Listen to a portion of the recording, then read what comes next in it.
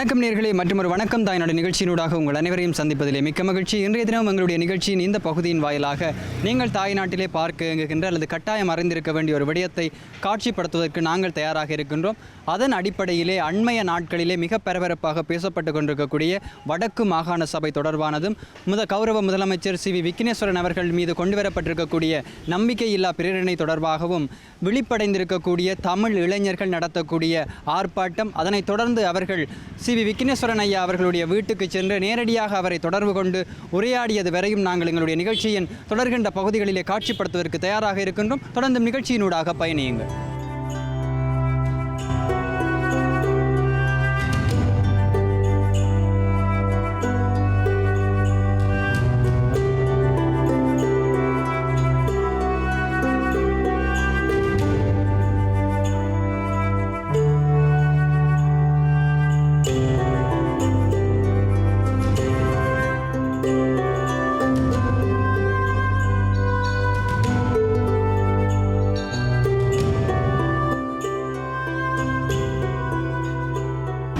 நிகழ்வினை இந்த முதலமைச்சர் விக்னேஸ்வரன் ஐயாவுக்கு ஆதரவாக ஒரு அடையாள அணிவகுப்பு போராட்டத்தை இந்த நேரத்திலே நாங்கள் ஒரு குறுகிய கால இடைவெளியிலே நாங்கள் ஒழுங்கமைத்திருக்கின்றோம்.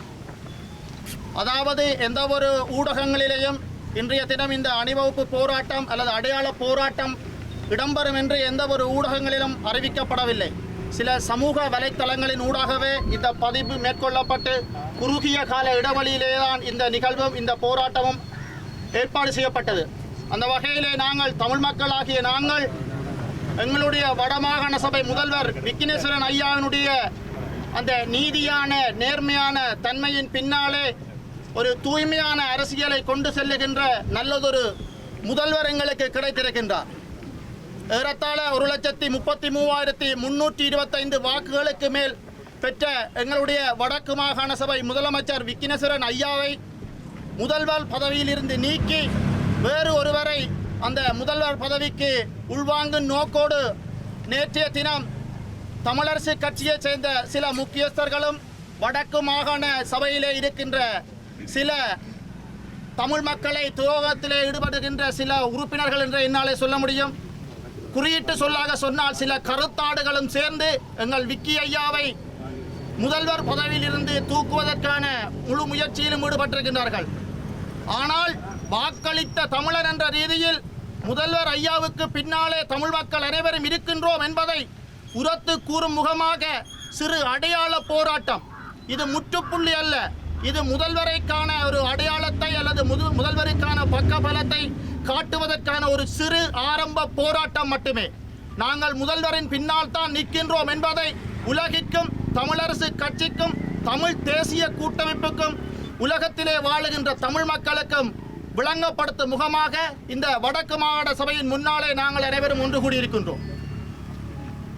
இந்த அடையாள போராட்டத்திலே மேலும் சில கருத்துக்களை வழங்குவதற்காக சட்டத்தரணி சுகாஸ் அவர்களை இந்த இடத்திலே சிறு உரையாற்றுமாறு கேட்டுக்கொள்ளுங்கள்.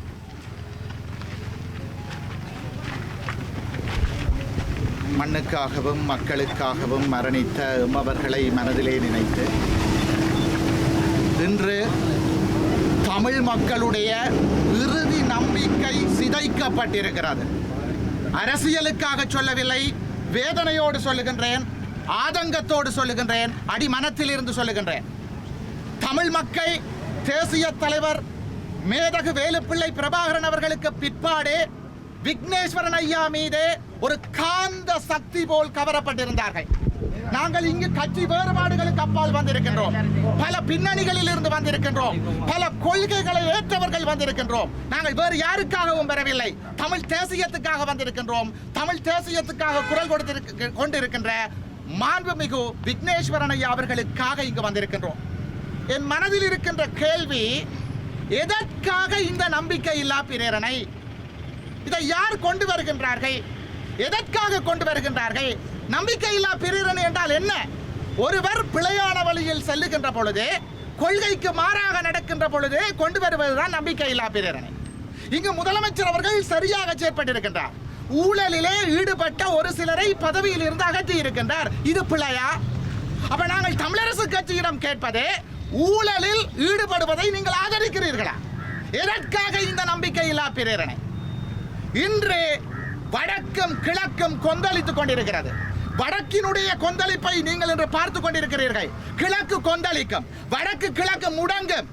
மாண்புமிகு விக்னேஸ்வரன் ஐயாவுக்கு பின்னால் தமிழ் மக்கள் இன்று அணிதிரண்டு இருக்கிறார்கள். முதலமைச்சர் அவர்களுக்கு எதிராக நம்பிக்கையில்லா பிரேரணை நிறைவேற்றப்பட்டு அவர் பதவியில் இருந்து அகற்றப்படுவாராக இருந்தால் நிச்சயமாக இது ஒரு அரசியல் கொந்தளிப்புக்கு வழிவகுக்கும். இந்த இடத்துல நாங்கள் முதலமைச்சர் ஐயா அவர்களை கேட்பது, முதல்வர் அவர்களே, நீங்கள் தைரியமாக இருங்கள். அரசியல் ஆதாய சூதாடிகளுக்கு நீங்கள் அச்சப்பட வேண்டிய தேவையில்லை. மக்கள் உங்களுக்கு பின்னுக்கு இருக்கிறார்கள். இன்று பல கட்சிகளைச் சேர்ந்தவர்கள் இங்கு இருக்கிறார்கள். நான் பெருமைப்படுகின்ற விடயம், சந்தோஷப்படுகின்ற விடயம், எங்களோடு கொள்கை ரீதியாக வேறுபட்டிருந்த எத்தனையோ எங்களுடைய தமிழரசு கட்சி நண்பர்கள், தேசியவாதிகள் இங்கு வந்திருக்கிறார்கள். ஆகவே இது தமிழ் தேசியத்திற்கும் தமிழ் தேசிய எதிர்ப்பாளர்களுக்கும் இடையில் நடக்கின்ற ஒரு போராட்டம். இந்த தேசிய போராட்டத்திலே தமிழ் தேசியம் நிச்சயம் வெற்றி பெறும். தமிழ் மக்கள் இருக்கின்றார்கள் ஐயா உங்களுக்கு பின்னால். நீங்கள் துணிந்து செல்லுங்கள். தமிழ் மக்களுக்கு நீங்கள் ஒரு புதிய தலைமையாக வர வேண்டும் என்று தமிழ் மக்களாகிய நாங்கள் விரும்புகின்றோம். நாங்கள் உங்களுக்கு பின்னால் நிற்கின்றோம்.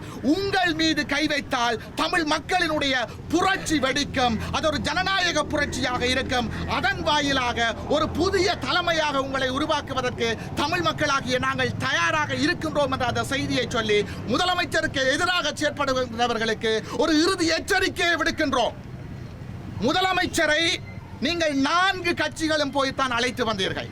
முதலமைச்சர் அவர்கள் ஆரம்பத்திலே சொல்லியிருந்தார், அனைவரும் ஒற்றுமையாக வந்து கேட்டால் மட்டும்தான் நான் தேர்தலிலே போட்டியிடுவேன் என்று. அதற்கு அமைவாக செலோ தலைவர் அண்ணன் செல்வம் அடைக்கலநாதன், பிளாட் தலைவர் அண்ணன் சித்தார்த்தன், தமிழரசு கட்சியினுடைய மதிப்புக்குரிய மாவை சேராதிராஜா, டெலோ ஸ்ரீகாந்தா, இப்படியாக இபிஆர்எல்எஃப் சுரேஷ் பிரேமச்சந்திரன் அனைவரும் போய் சேர்ந்துதான் அவரை கூட்டி வந்தீர்கள். ஆனால் இன்று அவரை ஒரு நாயை துரத்தி கலைப்பது போல கலைக்க முற்படுகிறீர்கள். நாங்கள் அனுமதிக்க மாட்டோம். இறுதி எச்சரிக்கை, இன்று வடமாகாண சபையிலே கூடியிருக்கிற நாங்கள் உங்களுடைய மார்டன் ரோட் அலுவலகத்தை முற்றுகையிடுவதற்கு வெகு நேரம் செல்லாது என்பதை ஒரு பொது மகன் என்ற ரீதியிலே சொல்லி திருந்துங்கள், அல்லது நாங்கள் உங்களை திருத்த வேண்டி ஏற்படும். நன்றி. தொடர்ந்து கிளிநொச்சி மாவட்டத்திலே இருந்து வருகை தந்திருக்கின்ற சமூக ஆர்வலர் பொன்காந்தன் அவர்கள் நிகழ்வு தொடர்பாக உரையாற்றுவார். இந்த முதற்கண் எங்களுடைய முதலமைச்சர் கௌரவ விக்னேஸ்வரன் ஐயா அவர்களுக்கு என்னுடைய தார்மீக ஆதரவை ஒரு தமிழ் மகனாக நான் தெரிவிக்க கடமைப்பட்டிருக்கிறேன். இது எந்த கட்சி அடிப்படையிலோ அல்லது வேறு எந்த சுயலாப அடிப்படையிலோ இந்த இடத்திலே நீங்களும் கூடவில்லை, நாங்களும் கூடவில்லை என்பதை முதற்கண் தெரிந்து கொள்ள வேண்டும். 2013ஆம் ஆண்டு வடக்கு மாகாண சபை தெரிவு செய்யப்படுகின்ற சந்தர்ப்பத்திலே நான் சிறையில் இருந்தேன். நான் சிறையில் சித்திரவதைப்பட்டு கொண்டிருந்த நேரத்திலே வடக்கு மாகாண சபை தெரிவு செய்யப்பட்டது. சிறைக்கு வரக்கூடிய பத்திரிகைகளிலே வடக்கு மாகாண சபையினுடைய முதல்வராக இவர்கள் தெரிவு செய்யப்பட்டிருப்பதும் அமைச்சர்கள் தெரிவு செய்யப்பட்டிருப்பதையும் பார்த்து மகிழ்ச்சி அடைந்தோம். சிறைக்கு சென்ற எங்களுடைய பெயர்களும் கிளிநொச்சி மாவட்டத்திலே விற்கப்பட்டுத்தான் இந்த அமைச்சு பதவிகளும் இந்த மாகாண சபை உறுப்பினர் பதவிகளும் வாக்குகளும் பெறப்பட்டது என்பதை இங்கு நான் பதிவு செய்ய விரும்புகிறேன். எங்களுடைய பெயரும், குறிப்பாக என்னுடைய பெயர் கூவி விற்கப்பட்டு இந்த வடக்கு மாகாண சபையினுடைய சில உறுப்பினர்களாக அள்ளை கொள்ளையாக வாக்குகளை பெற்றுக்கொண்டார்கள். நான் சொல்ல விரும்புவது என்னவென்றால், கிளிநொச்சி மாவட்டத்தை பொறுத்தளவிலே அங்கே பாதிக்கப்பட்ட மிக வறுமைப்பட்ட மிக ஏழை கிராமங்களில் இவர்களுடைய பாதங்கள் இன்றும் செல்லவில்லை என்பதுதான் மிக கவலை. இங்கு ஊழல் பிரச்சனையை பற்றி, அதுக்கு மேலாக மக்கள் இவர்கள் மீது அதிருப்தி இருக்கிறார்கள். இவர்கள் ஒரு சுகபோக வாழ்க்கையை அனுபவிப்பதாக அவர்கள் பேசிக் கொண்டிருக்கிறார்கள். அவர்கள் மீது மிகுந்த அதிருப்தி இவர்கள் இருக்கிறது. நான் ஒன்றை சொல்ல விரும்புகிறேன். முதல்வரை நாங்களே கொண்டு வந்தோம். அந்த மனிதர் தானும் தன் பாடுமாக ஒரு ஆன்மீக வழியிலே அந்த மனிதர் எங்கேயோ இருந்த மனிதரை, ஒரு படித்த மனிதரை, ஒரு பெரும் மதிப்புக்குரிய மனிதரை நாங்கள் எங்களுடைய சுயநலத்திற்காக சர்வதேச அடையாளப்படுத்தப்பட வேண்டும், தமிழர்கள் ஒரு சர்வதேச ஜனநாயக அடையாளத்தை பெற வேண்டும் என்ற ஒரே காரணத்திற்காக தமிழ் தேசிய கூட்டமைப்பினுடைய அனைத்து கட்சிகளும் அனைத்து சமூக அமைப்புகளும் சேர்ந்து கொண்டு வந்தோம். இன்றைக்கு ஒரு மனிதரை நாங்கள் இந்த மண்ணிலே அவமதிப்பதை முதல் நிறுத்த வேண்டும். அவரை ஒருபோதும் இந்த மண்ணிலிருந்து அவமதித்து அனுப்பாத அளவுக்கு எங்களுடைய மக்கள் போராட்டமாக இது விரியும் என்பதை இங்கே தெரிவித்துக் கொள்ள விரும்புகிறேன். முதலமைச்சருக்கு தார்மீக ஆதரவு மக்கள் மத்தியில் உண்டு. நான் அதை சொல்ல விரும்புகிறேன். பாமர மக்கள் மத்தியில், சந்திகளிலே, பேருந்துகளிலே இந்த முதலமைச்சருக்கு பேராதரவு உண்டு. அவர் மீது தனிப்பட்ட விருப்பு வெறுப்புகள், விமர்சனங்கள் இருக்கலாம், அது ஒரு விடயம். அவர் எங்களுடைய முதலமைச்சர், வடக்கு அரசினுடைய முதலமைச்சர். இந்த வடக்கு அரசு இந்த நிலை கண்டிருக்கிறதுல வெக்கித்தலை குனிய வேண்டியது நாங்களே வாக்களித்தோம், நாங்களே தெருவில் இறங்கி போராடுகிறோம். இது எப்படி மாற்றுவது? மாற்றி ஆக வேண்டும். மாற்ற வேண்டுமாயின் இது ஒரு மக்கள் போராட்டமாக இன்று மாவட்டமாக விரிவடைய வேண்டும். இந்த போராட்டத்தின் மூலம் சொல்லப்படுகின்ற செய்தியை, இந்த நம்பிக்கை இல்லா பிரேரணையை முதலமைச்சருக்கு எதிராக கொண்டு வருகின்ற நபர்கள் தங்களுடைய சுய அரசியல் லாபத்துக்காக, தங்களுடைய பதவி வரைக்காக முதலமைச்சர் மீது நம்பிக்கை இல்லா பிரேரணையை கொண்டு வருகின்ற நபர்கள் தங்களுடைய மனச்சாட்சியை தொட்டு சிந்தித்து அதை கைவிட்டு இந்த அரசை, தமிழ் மக்களுடைய அரசை காப்பாற்றி அதை ஒரு மதிப்புக்குரிய அரசாக மாற்றுவதற்கு செயற்பட வேண்டும் என்று நான் தாழ்மையுடன் கேட்டுக்கொள்ள விரும்புகிறேன். முதலமைச்சருக்கு எங்களுடைய கிளிநொச்சி மக்களுடைய சார்பிலே தார்மீக ஆதரவு அவருக்கு இன்றைக்கும் உண்டு என்று நான் தெரிவித்துக் கொண்டிருக்கிறேன். முதலமைச்சர் விக்னேஸ்வரன் அவர்களுக்கு எதிராக கொண்டு வந்துள்ள நம்பிக்கையில்லா பிரேரணை தொடர்பாக இலங்கை ஆசிய சங்கம் தமது முழுமையான வன்மையான கண்டனத்தை தெரிவித்துக் கொள்கின்றது. வடமாகாண சபையிலே கல்வி புலம் தொடர்பாக பல ஊழல்கள் நாங்கள் வெளியிட்டு கொண்டிருந்தோம். அந்த வகையிலே இந்த விசாரணை நாங்கள் கேட்டு நடைபெற்றதும் அல்ல, மாறாக வடமாகாண சபை உறுப்பினர்களாலேயே சுமத்தப்பட்ட குற்றச்சாட்டுகளின் அடிப்படையிலேயே இந்த விசாரணை நடைபெற்றது. ஆரம்பத்திலே 16 உறுப்பினர்கள் கையெழுத்திட்டு இந்த வடமாகாண அமைச்சரவையை மாற்ற வேண்டும் என்று கோரியதற்கிணங்கவே வடமாகாண முதலமைச்சர் விசாரணையை மேற்கொண்டு இந்த செயற்பாட்டை முன்னிறுத்தியிருந்தார். இந்த வகையிலே திருவாளர் கௌரவ உறுப்பினர் சுகிர்தன் அவர்கள் கூட இதுக்கு எதிராக முறைப்பாடுகள் செய்து சாட்சியம் அளிக்கவில்லையே தவிர இதுக்கு எதிராக முறைப்பாடுகளும் குரலும் கொடுத்த நிலையிலே இன்று அவர் கூட நம்பிக்கையில்லா தீர்மானத்திற்கு இந்த கையெழுத்தை இட்டு மிகப்பெரியதொரு இழிவான ஒரு செயற்பாட்டை மேற்கொண்டிருக்கின்றார் என்பது வன்மையான கண்டனத்துக்குரியது. கல்வி புலத்திலே கல்வி அமைச்சர் குருகுல்ராயா அவர்கள் செய்த முறைகேடுகள் சொல்லுவதற்கடங்காது. ஆதாரத்துடன் நிரூபிப்பதற்கு நாங்கள் தயாராக இருக்கின்றோம். ஆனாலும் இந்த ஊழல்வாதிகளை காப்பாற்ற எண்ணியிருக்கும் இந்த வடமாகாண சபையினுடைய உறுப்பினர்கள் இதன் மூலம் என்னத்தை சாதிக்கப் போகிறார்கள் என்பது எங்களுக்கு பாரிய கேள்விக்குறியாக இருக்கிறது. தமிழர்களின் சொத்து கல்வி. இன்று எஞ்சியிருப்பது கல்வி ஒன்று மட்டும்தான்.